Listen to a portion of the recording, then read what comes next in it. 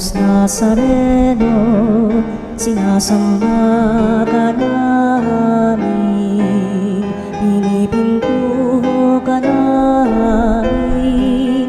Aral mo ang aming buhay at kaligtasan, Nuestro Padre Jesus Nazareno, iligtas mo kami sa kamatayan.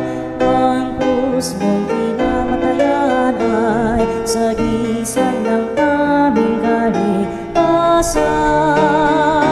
Nuestro Padre Jesus Nazareno, dinarangal ka namin. Nuestro Padre Jesus Nazareno, inulwalhati ka namin. Nuestro Padre Jesus Nazareno, inarangal ka namin. Nuestro Padre Jesus Nazareno, inulwalhati ka namin.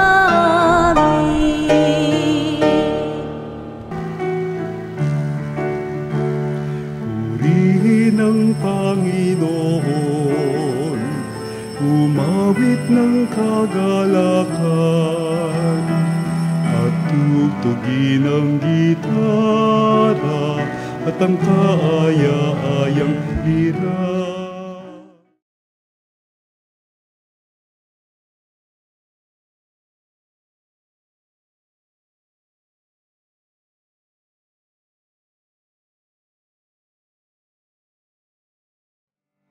Sa ating mga kaaway, tayo ay kanyang iniligtas. Purihin ang Panginoon, umawit ng kagalakan, at tugtugin ang gitara at ang kaaya-ayang lira. Ninyo ang trumpeta. Sa ngalan ng Ama at ng Anak at ng Espiritu Santo. Amen. Sumainyo ang Panginoon. At sumaiyo rin. Sa ating banal na misa, patuloy ang ating panalangin para sa pandaigdigang kapayapaan, lalo na sa pagitan ng bansang Israel at Iran. Kung tayo naging karapat dapat sa ating pagdiriwang ng misa, pagsisihan natin ang ating mga kasalanan, sa Diyos sumingi ng awa at kapatawaran. Panginoon, kaawaan mo kami. Panginoon, kaawaan mo kami. Kristo, kaawaan mo kami. Kristo, kaawaan mo kami. Panginoon, kaawaan mo kami. Panginoon, kaawaan mo kami. Kaawaan tayo ng makapangyarihang Diyos. Patawarin tayo sa ating mga kasalanan. Patnubayan tayo sa buhay na walang hanggan. Amen. Manalangin tayo. Ama naming makapangyarihan, kami iyong mga kinupkop ay niloob mong maging mga anak sa liwanag mong kaloob. Huwag mong ipahintulot na sa katiwalaan kami ay masangkot. Panatilihin mo kaming nagliliwanag sa iyong katapatang lubos na sumisikat sa pamamagitan ni Jesucristo kasama ng Espiritu Santo magpas sa walang hanggan. Amen. Pagbasa mula sa aklat ng Henesis. Nang umalis ang tatlong lalaki, inihatid sila ni Abraham sa labasan. Umahon sila sa isang dako na natatanaw ang Sodoma. Sinabi ng Panginoon, "Hindi ko dapat ilihim kay Abraham ang aking gagawin. Yamang pinili ko siyang maging ama ng isang makapangyarihang bansa. Lahat ng lahi sa daigdig ay pagpapalain ko sa pamamagitan niya. Pinili ko siya upang isunod niya sa kanyang lahi ang aking mga utos sa pamamagitan ng paggawa ng matuwid at pagpapairal ng katarungan. Sa gayoy matutupad ko ang aking pangako sa kanya." Kaya't sinabi pa ng Panginoon, "Katakot-takot na ang sumbong sa akin laban sa Sodoma at Gomora, at napakalaki ng kanilang kasalanan. Paroroon ako at aalamin ko kung ito'y totoo. Umalis sa mga lalaki at nagpunta sa Sodoma. Ngunit nanatili ang Panginoon sa tabi ni Abraham. Itinanong ni Abraham, "Lilipulin po ba ninyo ang lahat ng tao, may kasalanan man o wala? Sakaling may 50 matuwid sa lungsod, wawasakin po ba ninyo iyon? Hindi ba ninyo patatawarin ang lungsod dahil sa 50 iyon? Naniniwala akong hindi ninyo idaramay ang mabubuti. Hindi ninyo gagawin yon sapagkat kung ganito ang mangyayari, parehong magdurusa ang masama at mabuti. Hindi ito mangyayari. Makatarungan ang hukom ng buong daigdig." At tumugon ang Panginoon, "Hindi ko ipahahamak ang lungsod dahil sa 50 matuwid. Ipagpamanhin po ninyo ang aking kapangahasan," wika ni Abraham. "Wala po akong karapatang magsalita sa inyo, pagkat alabok lamang ako.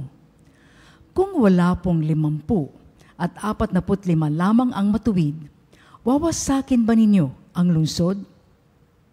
Hindi. Hindi ko wawasakin dahil sa 45 iyon," tugon ng Panginoon. Nagtanong na muli si Abraham, "Kung 40 lamang?" "Hindi ko wawasakin ang lungsod dahil sa 40 iyon," tugon sa kanya. "Huwag sana kayong magagalit. Magtatanong pa ako, kung 30 lamang ang taong matuwid doon, hindi rin ninyo wawasakin?" Sinagot siya, "Hindi ko wawasakin ang lungsod dahil sa 30 iyon." Sinabi pa ni Abraham, "Mangangahas po uli ako kung 20 lamang ang matuwid na naroon. Hindi ko pa rin wawasakin ang lungsod dahil sa 20 iyon." Muling tugon sa kanya.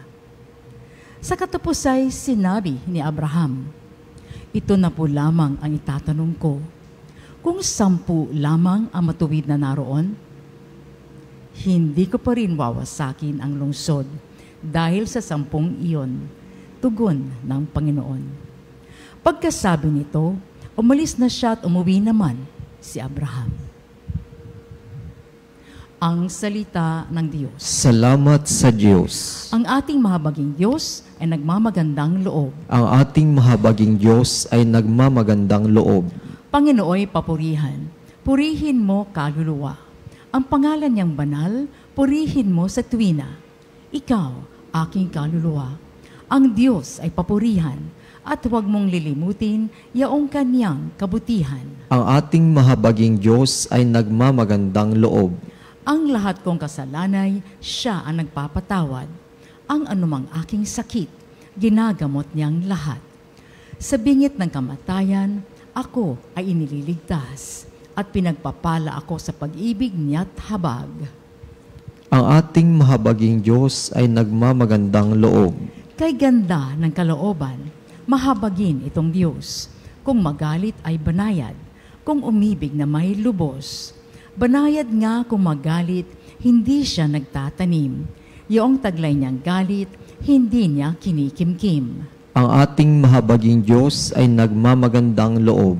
Kung siya ay magparusa, di katumbas ng pagsuway. Di na tayo sinisingil sa nagawang kasalanan. Ang agwat ng lupa't langit, sukatin may hindi kaya. Gayon ang pag-ibig ng Diyos sa may takot sa Kanya. Ang ating mahabaging Diyos ay nagmamagandang loob.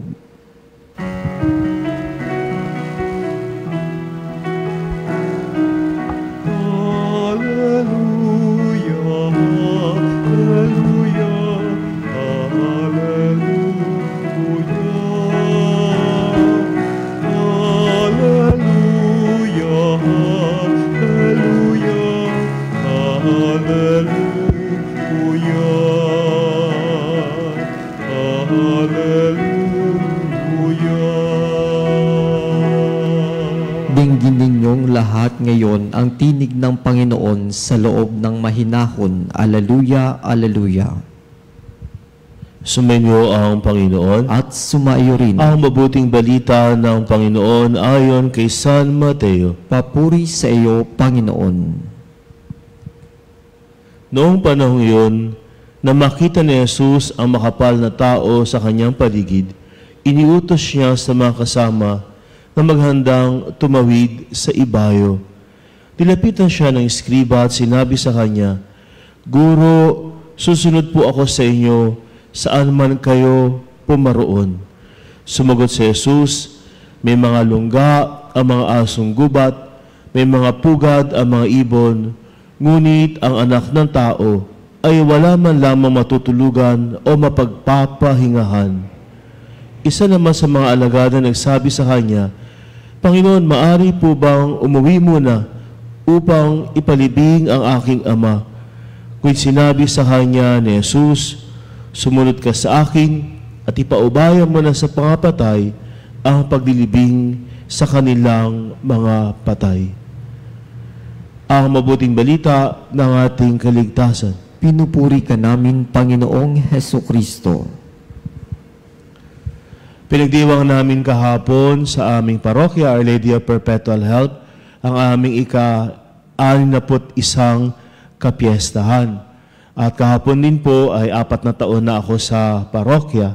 2 taon na lang ay lilipat na naman. At madalas madidinig po natin sa mga pari kapag maglilipatan, ang hirap naman lumipat. Pero hindi dapat ganun ang sitwasyon. Dapat ang paglipat ay maging madali sapagkat wala tayong bagahe sa ating paglipat. Yun ang dapat na mangyari na hamon sa aming lahat. Kasi kahit po ako, nagbabawas ako ng gamit, maya-maya may darating na, magbibigay na naman. So talagang importante na nakafocus po tayo sa ating pong misyon. Kaya nga sinasabi ng Panginoon sa ating Ebanghelyo, ano nga ba ang halaga ng pagsunod sa Kanya? Dito sinasabi ng Panginoon na ang halaga ng pagsunod sa Kanya ay napakahalaga. It will cost us everything. Kaya nga sinasabi ng Panginoon, may lungga ang mga asong gubat, ang mga may pugad ang mga ibon, ang anak ng tao ay wala man lamang matutulugan. Ibig sabihin, ang ating Panginoong Jesus ay laging available, lagi po siyang dumilipat sa isang lugar, sapagkat ang kanyang pangunahing intensyon, ang kanyang priority ay ang may pangalat ang salita ng Diyos. Ito po yung hamon sa atin. Maibigay po natin sa Panginoon ang lahat-lahat. Minsan po magsisimba ang mga tao, ibang tao, may dalang aso. Paano mo maibibigay ang buong atensyon mo kung meron kang bitbit na aso, o minsan nagsisimba, nagsiselfone, nag-i-scroll-scroll, ang atin po mga gadgets na ito, ang ating social media, minsan ay umuubos talaga ng ating atensyon, ng ating oras. Paano natin may bibigay sa Panginoon ang lahat-lahat? Kaya ito po ang hamon sa atin ng ating Panginoon, na sana po maibigay natin sa Kanya ang lahat. Nauuso po talaga ngayon tinatawag na minimalist. Sana mas kumukonti ang ating mga ari-arian, mga bagay-bagay na meron tayo upang tayo po ay makafocus sa pinakamahalaga sa paglilingkod sa Panginoon. Ito po ang panalangin natin. Panginoon, patuloy po kaming tulungan upang maibigay po namin ang lahat-lahat sa iyo, sapagkat kayo po, ibinigay niyo ang lahat-lahat sa amin.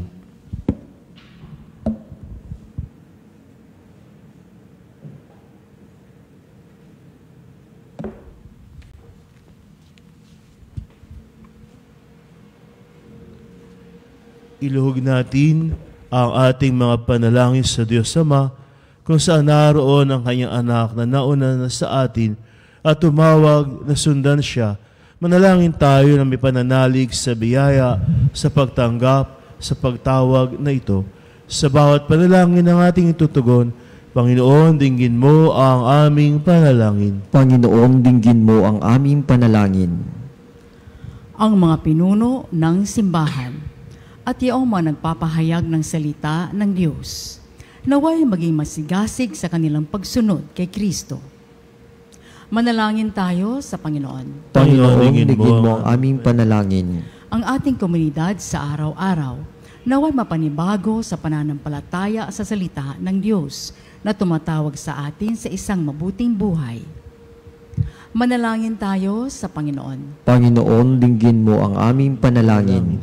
Iyong mga nawala ng pag-asa dahil sa mga pagkakasala, naway mapagtanto na kasakasama natin si Kristo, ang ating pinuno at pinapasa ng ating mga suliranin. Manalangin tayo sa Panginoon. Panginoon, dinggin mo ang aming panalangin. Iyong mga pinahina ng pagkakasakit at karamdaman, naway mapanatag sa kasiyahan ng Diyos, dulot ng kalinga at pagtulong ng kanilang mga kapamilya. Manalangin tayo sa Panginoon. Panginoon, dinggin mo ang aming panalangin. Iyong mga namayapa, naway makasunod kay Kristo at makapasok sa walang katapusang presensya ng Diyos sa langit. Manalangin tayo sa Panginoon. Panginoon, dinggin mo ang aming panalangin. Upang mamayani ang kapayapaan sa gitnang silangan, sa Ukraine at sa buong mundo, at ipag-adya nawa ang kasangkatauhan sa karahasan, kasakiman at pang-aabuso ng kapangyarihan na nagdudulot ng paghihirap at kamatayan sa marami. Manalangin tayo sa Panginoon. Panginoon, dinggin mo ang aming panalangin. Diyos Ama, sa aming pagnanais sa sumunod sa yapak ng iyong anak, gawin mo kaming iisa sa isip at puso sa pamamagitan ni Kristong aming Panginoon. Amen. Ang himig mo, ang awit ko, lahat ng ito'y nagmula sa iyo.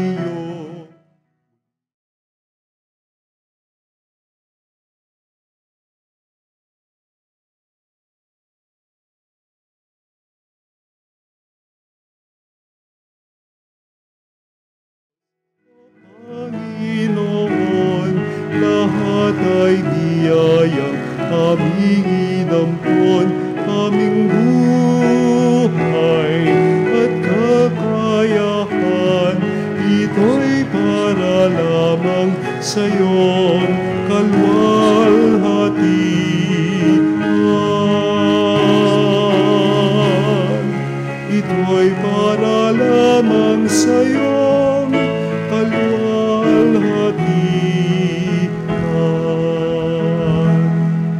Manalangin kayo mga kapatid, upang ating paghahain ay kalugdan ng Diyos Amang makapangyarihan. Tanggapin nawa ng Panginoon itong paghahain sa iyong mga kamay, sa kapurihan niya at karangalan sa ating kapakinabangan at sa buong sambayanan niyang banal. Ama naming lumikha, kami iyong pinagindapat gumanap sa pagdiriwang ng paghahain ng iyong pagliligtas.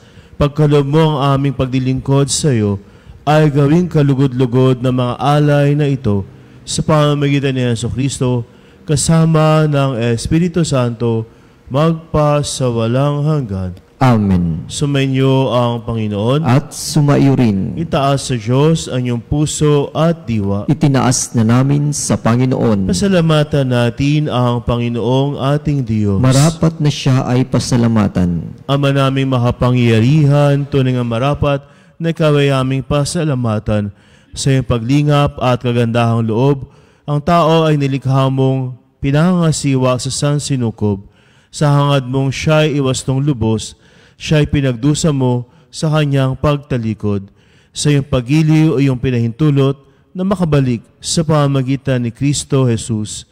Kaya kaysa ng mga anghel nagsisiawit ng papuri sa iyo nang walang humpay sa kalangitan, kami ay nagbubunyi sa iyong kadakilaan.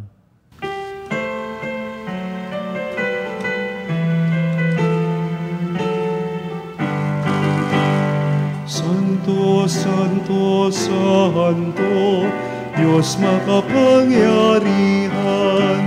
Puspos ng walhati ang langit at lupa. Hosana!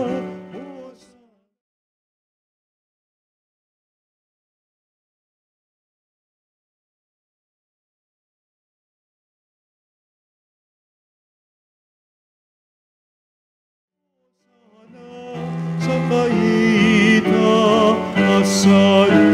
Hosana, Hosana sa kaitaasan.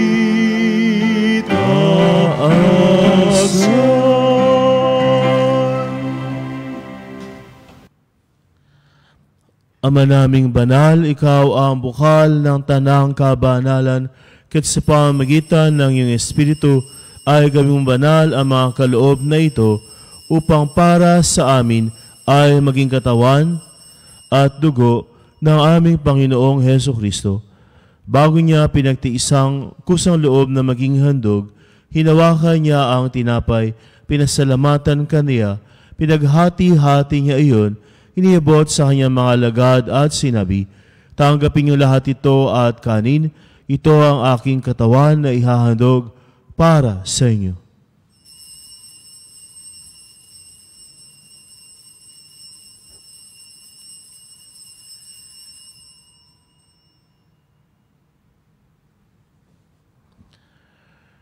Gayun din naman ang matapos ang hapunan, hinawakan niya ang kalis. Muli kanyang pinasalamatan. Iniabot niya ang kalis sa kanyang mga alagad at sinabi, tanggapin niyo lahat ito at inumin.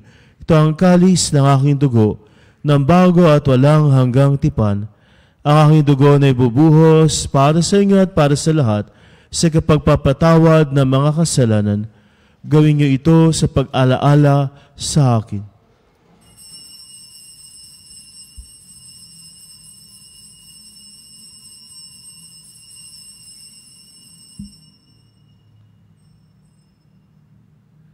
Pagbunyi natin ang misteryo ng pananampalataya. Si Kristo'y namatay, si Kristo'y nabuhay, si Kristo'y babalik sa wakas ng panahon. Maginagawa namin ngayon ang pag-alaala sa pagkamatay at muling pagkabuhay ng iyong anak. Kaya tinialay namin sa iyo ang tinapay na nagbibigay buhay at ang kalis na nakakalob ng kaligtasan. Kami nagpapasalamat dahil kami iyong minarapat na tumayo sa harap mo para maglingkod sa iyo. Sinasamo namin kami magsasalo-salo sa katawan na dugo ni Kristo ay mabuklod sa pagkakaisa sa pamamagitan ng Espiritu Santo. Amalingapin mo ang iyong simbahang laganap sa buong daigdig. Puspusin mo kami sa pag-ibig, kaysa ni Leon na aming Papa at ni Elias na aming Obispo at ng Tanang Kaparian. Alalahanin mo rin ang mga kapatid naming nahimlay na may pag-asang sila'y muling mabubuhay, gayon din lahat ng mga pumanaw. Kawaan mo sila at patuloyin sa iyong kaliwanagan. Kawaan mo at pagindapating kaming lahat na makasalo sa iyong buhay na walang wakas. Kaysa na mahal na Birheng Maria, Ina ng Diyos, kaysa ni San Jose, na mga apostol at mga banal na namuhay sa daigdig ng kalugod-lugod sa iyo, maipagdiwang nawa namin ang pagpupuri sa ikararangal mo sa pamamagitan ng iyong anak na aming Panginoong Heso Kristo. Sa pamamagitan ni Kristo, kasama niya at sa Kanya, ang lahat ng parangal at papuri ay sa iyo, Diyos sa mga makapangyarihan, kasama ng Espiritu Santo, magpa sa walang hanggan. Amen.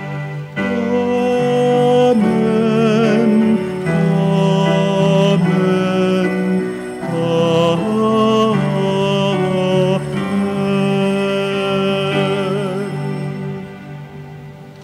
Buong kababaang loob na lumapit tayo sa Ama sa panalangin tinuro sa atin ng ating Panginoon.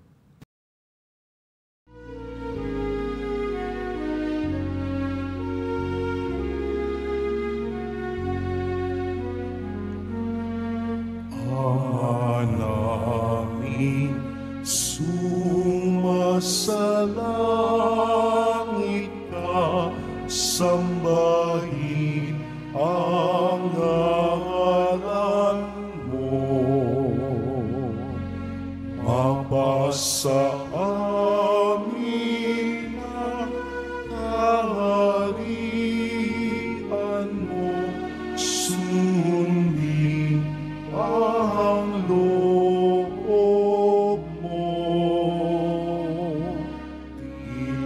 sa lupa para nang sa langit. Bigyan mo kami ngayon ng aming kakanin sa araw-araw, at patawarin mo ang aming masala para ng pagpapatawad namin sa nagkakasala sa amin. At huwag mo kami ipahintulot sa tukso, at iadya mo kami sa lahat ng masama.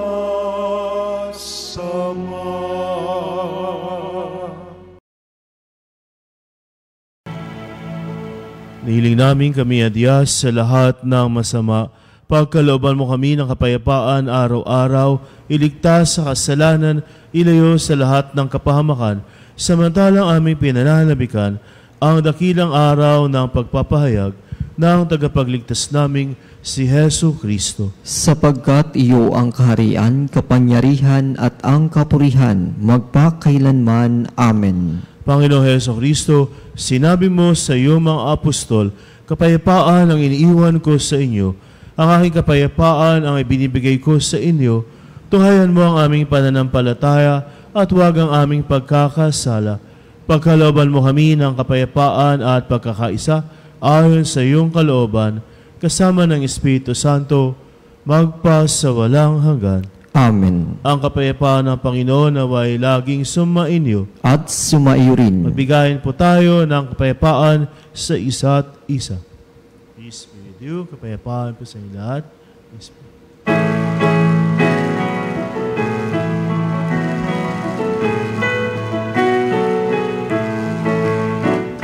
Kordero ng Diyos na nag-alis langit ang kapayapaan.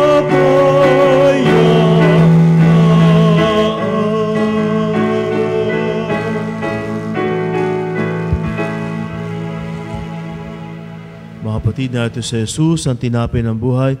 Siya ang kordero ng Diyos na nag-aalis na makasalanan ng sanlibutan. Mapalad tayong nanyayahan sa kanyang piging. Panginoon, hindi ako karapat-dapat na magpatuloy sa iyo, ngunit sa isang salita mo lamang ay gagaling na ako.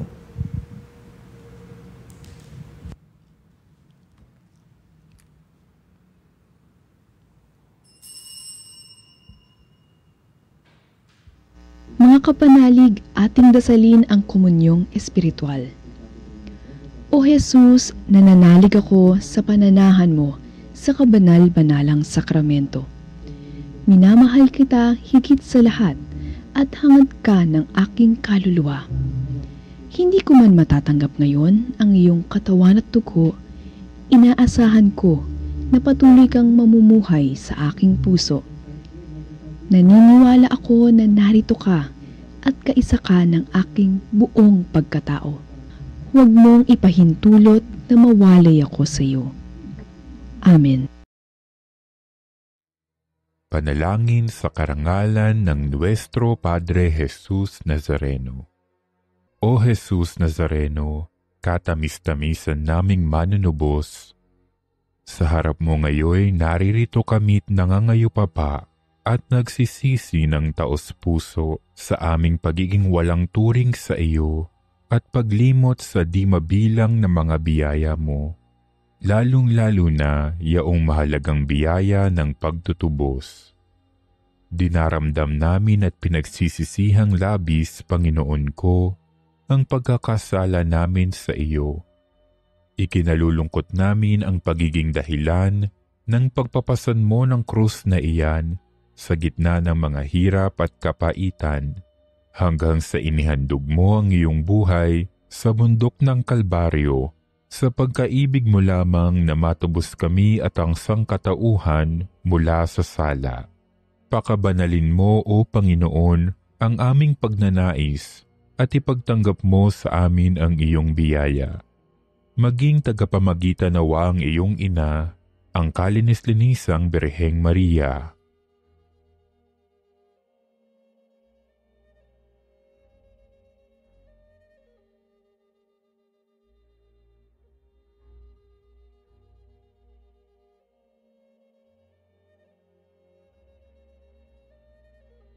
Ama naming makapangyarihan, niloob mong akuin ang iyong anak, ang krus at kamatayan, upang ang sangkatauhan ay matubos at mabuhay.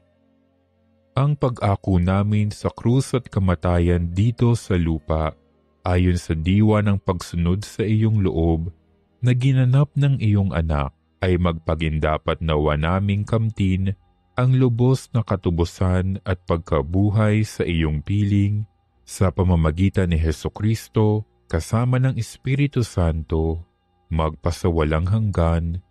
Amen. Nuestro Padre Jesus Nazareno, Panginoon namin at Diyos, kaawaan mo kami.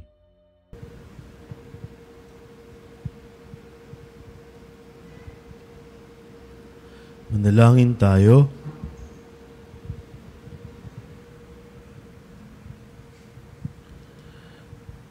Ama naming pagmahal, buhay nawa kami ng aming inihain at pinagsaluhan upang kaming pinagbuklod sa pag-ibig mo kailanman ay magkaroon ng bungang lagi naming may alay sa pamamagitan ni Jesucristo kasama ng Espiritu Santo magpasawalang hanggan. Amen. Sumainyo ang Panginoon At sumaiyo rin. Pagpalain kayong lahat ng makapangyarihang Diyos, Ama, Anak, at Espiritu Santo.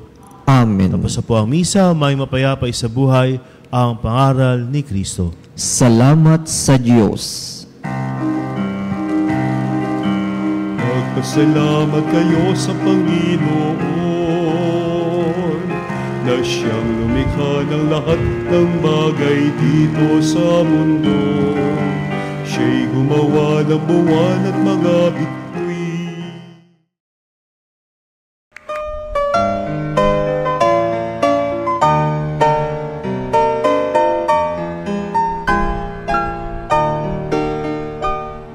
Nuestro Padre Jesus Nazareno, sinasamba ka namin, pinipintuho ka namin, aral mo ang aming buhay at kaligtasan. Nuestro Padre Jesus Nazareno, iligtas mo kami sa kamatayan, ang krus mong pinamatayan ay sagisag ng aming kaligtasan. Nuestro Padre Jesus Nazareno, dinarangal ka namin. Nuestro Padre Jesus Nazareno, inulwalhati ka namin. Nuestro Padre Jesus Nazareno, inarangal ka namin. Nuestro Padre Jesus Nazareno, inulwalhati ka namin.